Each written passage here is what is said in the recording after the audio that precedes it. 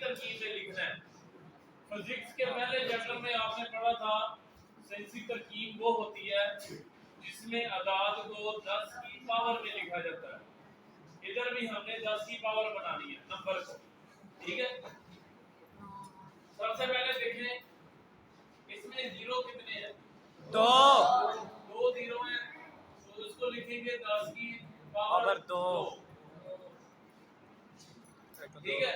अब हमने पहली रकम के साथ पॉइंट लगाना है। 5.7 मल्टीप्लाई 10.2 मल्टीप्लाई, देखिए पॉइंट के बाद कितने नंबर है? 7। एक, 7 नहीं, कितने हैं? 10 पावर 1। 5.7 मल्टीप्लाई 10 की पावर 3, 2 और 1 को जमा कर देना, 3 बन जाना।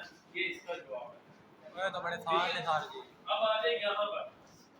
सबसे पहले देखिए जीरो कितने हैं? 5।